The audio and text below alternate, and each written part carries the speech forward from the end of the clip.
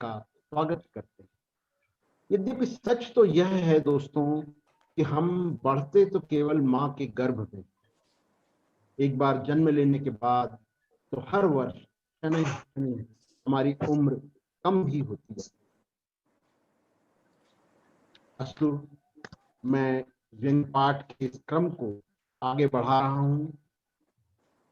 Doctor Devendra Joshi Ujjain से हमारे बीच जुड़ नहीं पा रहे हैं किंचित तकनीकी कारणों से।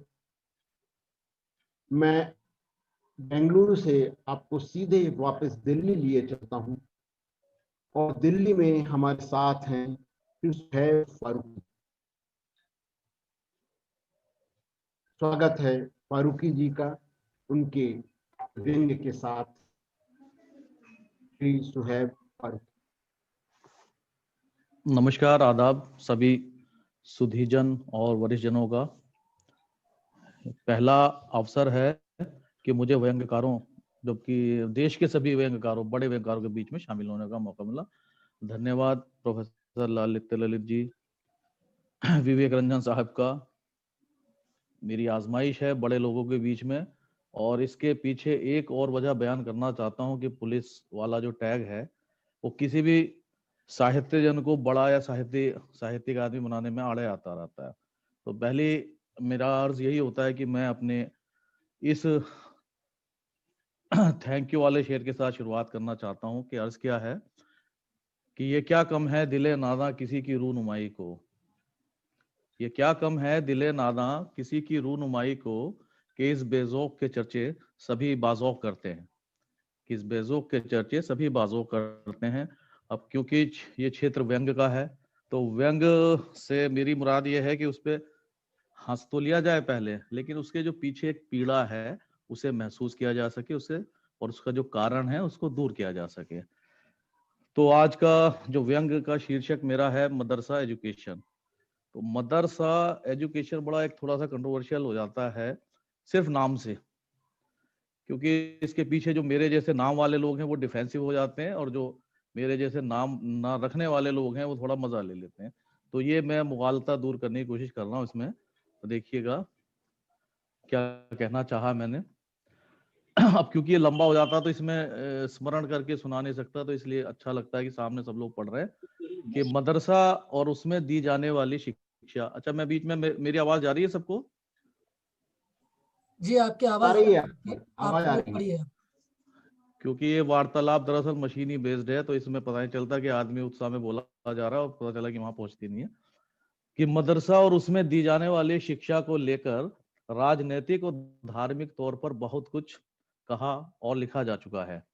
मैं उपरोक्त दोनों क्षेत्रों में क्रमशः सरकारी नौकर व अल्पज्ञानी होने के कारण किसी प्रकार की टिप्पणी कर सकने में अक्षम हूँ। किंतु मदरसा एजुकेशन के नाम पर मुझे जो सबसे पहली चीज याद आती है वो है हाफिज जी की 4 फीटी शहतूत की कम्मच, जिसकी नरमी और लचक अच्छी भली नव यौवनाओं के शारीरिक उतार चढ़ाव को लज्जित कर देती थी। कारुणिक दृश्य में श्रृंगार रस का वर्णन हो रहा है, मन बड़ा चंचल है। उस शहतूत की कम्मच के अनुशासन के समक्ष अब तक बिताए निजी और सार्वजनिक जीवन में प्राप्त समस्त अनुशासनात्मक कार्यवाहियां नतमस्तक हैं। लपक कर कमर पर अमर बेल की तरह ऐसी चिपकती थी कि यदि चिपकी ही रहती तो श्रृंगार रस की अनुभूति होती, लेकिन वो तो अलग होते हुए त्वचा की पहली परत उतार ली जाती और वियोग स्वरूप विरह के मारे शरीर पर हल्की गुलाबी रंग की रेखाएं छोड़ जाती, जो कालांतर में बैंगनी होती हुई काली पड़ जाती थी। भाई साहब, वो हसीन दर्द मिलता था जिसे कोई भी गले लगाना वहन नहीं कर सकता था। मेरे बचपन के 3 सुंदर वर्ष मेरे पैतृक गांव में बीते हैं, जब मैंने टाट पट्टी और तख्ती वाले फरीदी नर्सरी स्कूल में पढ़ने के साथ साथ अपनी पारिवारिक मस्जिद वाले मदरसे में धार्मिक शिक्षा भी प्राप्त की थी। ये सन 75 के बाद वाला वाकया था कि ये आपातकाल के तुरंत बाद का समय था। माता जी के कथन अनुसार ये इमरजेंसी हमारे स्वर्गवासी पिता की सरकारी नौकरी के चलते हम लोगों पर एटा नगर के रहने और मिशनरी स्कूल की पढ़ाई को छोड़ वापस गांव में आ बसने के कारण लागू हुई थी। ये इन दिनों की बात है जब ग्रामीण शिक्षा के अंतर्गत गुरु को बच्चा ये कहकर सौंपा जाता था कि खाल खाल आपकी हड्डी हड्डी हमारी, और गुरुजन भी ईश्वर उनको बैकुंठ दिखाए, इस मुहावरे को अक्षरशः 100% सत्य सिद्ध करने के प्रयत्न में कोई चेष्टा उठा नहीं रखते थे। अब आकर बैकुंठ दिखाए वाले आशीर वचन मुख से निकल रहे हैं, वरना उस समय तो यदि उनके पिता के फूफा का भी निधन होता था तो वातावरण में किसी उत्सव के जैसा प्रकाश फैल जाता था। अर्थात वधस्थल से तात्कालिक रिहाई मतलब मदरसे से छुट्टी हो जाना। आनंद तरीक में ऐसे ऐसे वाक्यांशों का उद्गार होता था कि अब झेप और शर्म आती है। वानगी देखिए, अबे जफर सुन, मजा आ गया, हाफिज जी के फूफा मर गए, आज छुट्टी हो गई। अब जफर की आशा देखें, यार मुन्ना मजा तो जब आता जब हाफिज जी खुद मरते, पूरे 1 हफ्ते की छुट्टी हो जाती। ईश्वर क्षमा करे, उपरोक्त कामनाएं हाफिज जी से निजी शत्रुता अभिव्यक्त नहीं करती थीं, बल्कि वे तो मात्र उनके कम्मच द्वारा हम निरीहों पर किए गए क्रूर अत्याचारों के विरोध का प्रकटन थी। कम्मच वैसे तो बेजुबान थी, लेकिन उसकी एक ही फटकार से हम लोगों की जुबानें तोतों की तरह फर फर और टर टर चलती थी।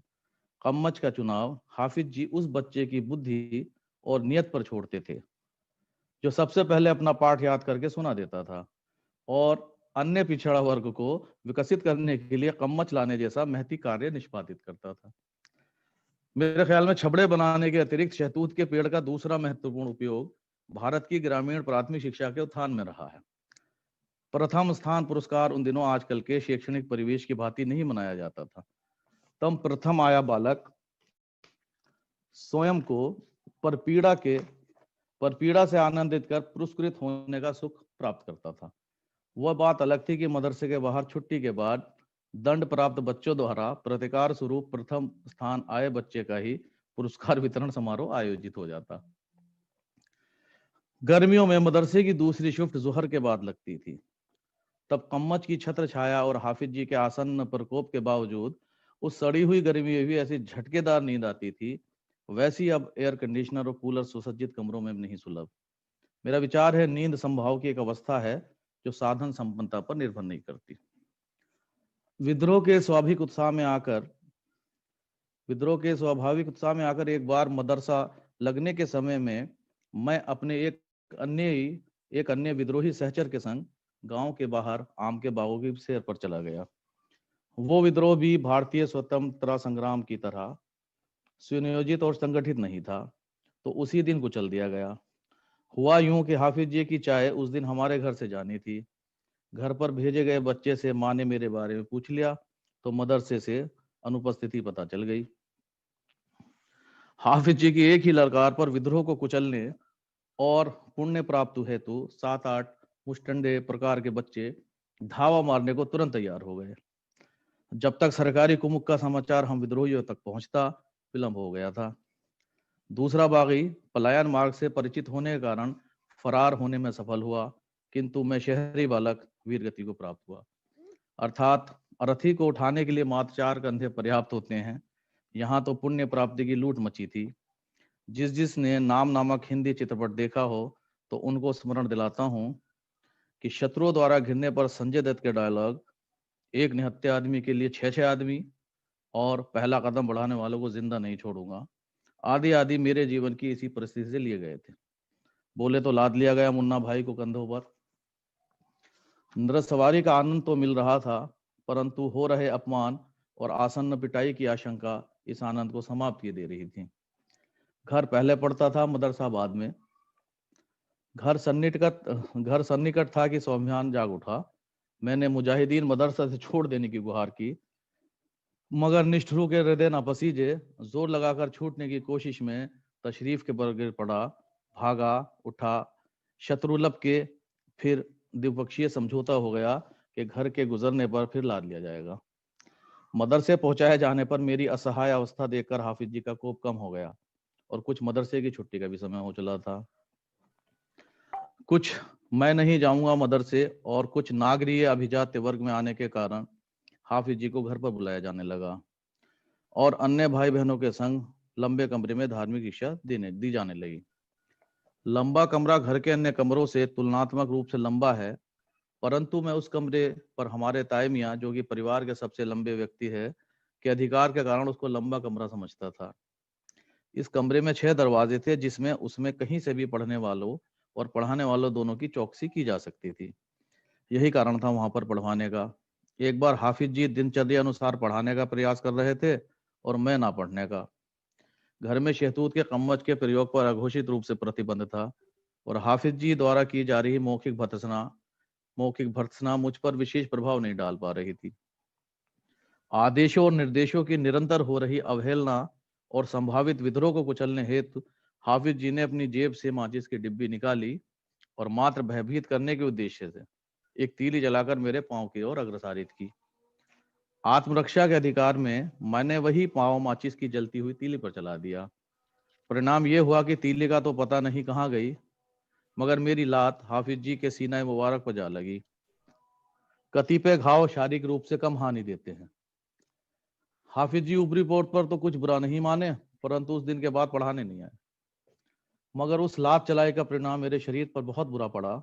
कुटुंब के हर बड़े व्यक्ति ने मुझे तबीयत से लतियाया और जो किंचित कारणवश लतियाने में असफल रहे, उन्होंने जी भर के दुत्कारा।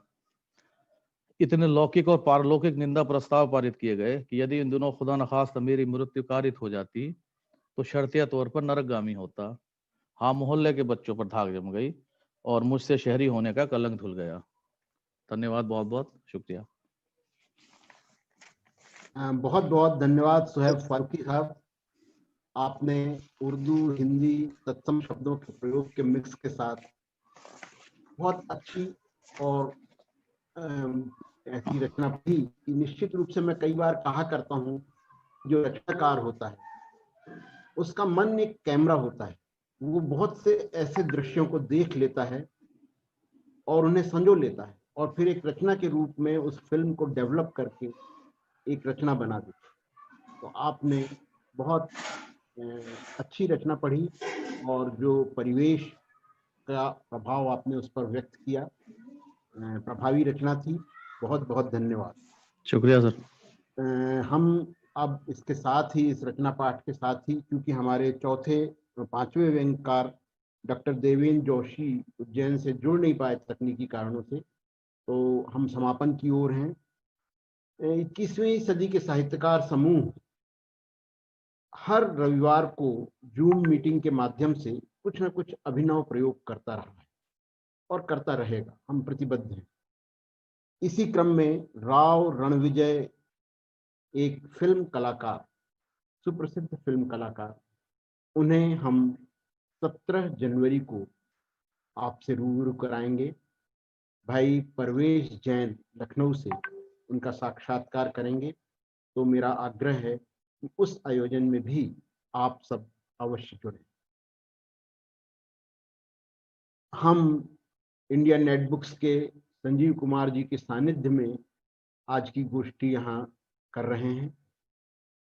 गोष्ठी के अध्यक्ष डॉक्टर राजेश कुमार जी से मेरा अनुरोध है कि वे सभी प्रतिभागियों को जो प्रशस्ति पत्र हमारे डॉक्टर S.K. मिश्रा जी ने बड़ी मेहनत से तैयार किए हैं, उन्हें व्हाट्सएप के माध्यम से वितरित करें और हम सब तालियां बजाकर इस सम्मान और इस प्रशस्ति पत्र के प्रदान को अपना समर्थन दें। और अब बहुत आदर के साथ डॉक्टर राजेश कुमार आमंत्रित हैं अपने अध्यक्षीय वक्तव्य के लिए। डॉक्टर राजेश कुमार सर, आप माइक अनम्यूट करिए अपना। मुझे लगता है कि आप मुख्य अतिथि को पहले बुला लें विवेक जी। मैं निवेदन करना चाहूंगा, जैसा मैंने कहा था शुरू में, कि मुख्य अतिथि महोदय बहुत व्यथित हैं हृदय से, क्योंकि उनके बहुत अंतरंग साथी और गृह विभाग में सचिव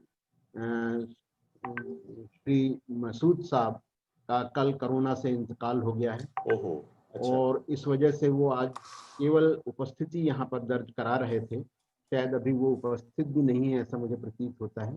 कोई बात नहीं, ठीक है, ठीक है। तो मैंने शायद इस वजह से हम पर ध्यान नहीं गया। तो मेरा सभी हमारे प्रतिभागियों को, हमारे उपस्थित दर्शक वृंद को, हमारे साथियों को नववर्ष की शुभकामनाएं, उनका अभिनंदन, उनका स्वागत। आज का कार्यक्रम बहुत रोचक, बहुत अद्भुत, शानदार और मनोरंजक रहा। उसके लिए मैं सभी साथियों को, सभी हमारे वक्ताओं को, सभी व्यंग्य पाठकर्ताओं को और विवेक रंजन श्रीवास्तव जी को उनके संचालन के लिए, काव्यमय और रचनात्मक संचालन के लिए धन्यवाद देता हूँ, उनकी तारीफ करता हूँ, सराहना करता हूँ। और हमारे यहाँ हमारे बीच आज 4 लोग व्यंग्य पाठ कर सके, जिसमें महेंद्र जैन जी कनाडा से उपस्थित रहे, और मैं उन्हें धन्यवाद देता हूं कि वो उनके साथ जुल्म ही था कि रात के 12 बजे के बाद बेचारे पढ़ रहे हैं, फिर भी उन्होंने इसको निभाया और हमें बताया कि साहब के दस्तखत का क्या महत्व है। बहुत रोचक ढंग से, बहुत ही पैनी नजर से उन्होंने हर चीज को देखा। और मुझे याद आया कि हमारे एक साथी डायरेक्टर थे, वो इस तरह से हस्ताक्षर करते थे कि उसको मान भी लिया जाए और नहीं भी मान लिया जाए। अगर मतलब फंस रहे हैं तो मतलब हमने तो किए नहीं, और अगर हम मतलब काम कर रहे हैं तो ठीक है। कु अ लिखते थे, वो हिंदी में लिखते थे, कु अ। कुलदीप अग्रवाल उनका नाम था। बहुत हल्का छोटा सा करते थे। बहुत रोचक। आपको धन्यवाद और आपको साधुवाद इसके लिए महेंद्र जैन जी। आप ऐसा ही अच्छा लिखते रहें, हमारी शुभकामनाएं हैं आपके साथ। फिर BL आच्छा जी ने हमारे लिए एक फुल स्वेटर के नीचे पुरानी शर्ट के बारे में चर्चा की। बहुत रोचक चर्चा, बहुत ही मार्मिक चर्चा, और उस इतने प्रभावपूर्ण कि मुझे फिर ये शॉल लेने के लिए उठना पड़ा। मैंने शॉल लेके फिर बैठा। बहुत अच्छा लगा। बहुत ही रोचक ढंग से आपने रचना पेश की। उसके बाद अर्णव खरे जी का, इंजीनियर साहब का दिल तोड़ने वाला बयान सुनने को मिला, और ये उन्होंने दर्शाया कि किस तरह से आभासी दुनिया में हम लोग छल छद्म धोखे आदि के बीच में जीते रहते हैं। और पता नहीं, मुझे लगता है कि शायद ये पूरे संसार का ही होगा, लेकिन शायद हम भारतीयों के मन में ज्यादा इस तरह की भावनाएं उबलती रहती हैं। उन्होंने भी बहुत रोचक ढंग से इस स्थिति को, इस हमारे मनोदशा को प्रस्तुत किया। उनको भी धन्यवाद। और शुभेब फारूकी साहब का व्यंग्य, मैं सोचता था कि अगर पुलिस में है तो वो तो उसको मानना ही पड़ेगा कि व्यंग्यकार है, ऐसा होगा, लेकिन उन्होंने दूसरे ढंग से कहा कि नहीं, उनको भाई सुन, मैं व्यंग्यकार हूँ। एक डिप्टी डायरेक्टर साहब या डिप्टी इंस्पेक्टर साहब थे, उन्होंने एक व्यंग्य भी लिखा था कि मैं हूँ डिप्टी डायरेक्टर वहाँ उज्जैन वाला, इस तरह का। लेकिन खैर वो अलग बात है। और दरअसल व्यंग्य, मुझे ऐसा लगता है कि हमारे जो पूरी रचना शक्ति को, उसकी क्षमताओं को सबसे बेहतर ढंग से सामने लाने की क्षमता उसमें है। एक तो इसमें कम शब्दों में हम बहुत अधिक कह पाते हैं, और चुटीली हमारी अभिव्यक्तियां मन को और आनंद देती हैं। जैसे और अगर हमारा अनुभव और परिवेश विशिष्ट है, जैसे फारूकी जी का हम सबसे थोड़ा अलग है, सभी का अलग अलग होता है, उनका थोड़ा विशेष रूप से अलग है। तो मुझे मालूम नहीं कि आपने कितना आनंद लिया होगा। मैं भी उन्हीं कुछ समय तक उनके, मतलब मेरा जन्म वहीं हुआ जहां उनका भी जन्म हुआ होगा शायद। तो जैसे वो कम्मच कहते हैं, पता नहीं कुछ लोग क्या समझे उसका, चम्मच ना समझे हो, कम्मच और जैसे शब्दों का उन्होंने बहुत बहुत ही सार्थक प्रयोग किया। मतलब वो जो हम लोग तो उन शिक्षा संस्थानों में पढ़े हैं जहां उच्च दर्जे की शिक्षा एक डंडी के साथ दी जाती थी, उसी को कम्मच कहा जाता है। और जैसे सीनाए मुबारक, जैसे वो शब्द कहते हैं कि सीनाए मुबारक पर लात चला दी, तो मतलब ऐसा लगता है कि हाय, लात खाने के लिए सीना कितना अच्छा है। तो इतने अच्छे ढंग से उन्होंने पेश की इन चीजों को। और सभी सभी लेखकों ने न्याय किया है अपनी रचनाओं के साथ, अपनी भावभूमि के साथ, अपनी अभिव्यक्तियों के साथ। मेरा ये बहुत खुशी की बात है, और मैं बैठे हुए यही सोच रहा था कि ये कितना सार्थक आयोजन है, जिसमें हम लोगों से मिलते भी हैं, उनकी रचनाएं सुनते हैं, उनके अनुभव संसार में जाकर देखते हैं, और एक दूसरे से बहुत कुछ सीखते हैं। सभी लेखकों को हमारा एक तो धन्यवाद, और फिर उनको साधुवाद की, इन्होंने हमारे साथ आकर अपनी रचनाएं, अपने अनुभव, अपनी भाषा शैली बांटी और उन्हें रचनात्मक भविष्य के लिए शुभकामनाएं। हमारा, जैसे विवेक जी ने कहा, सम्मान पत्र उनको तैयार है, भेज दिया जाएगा।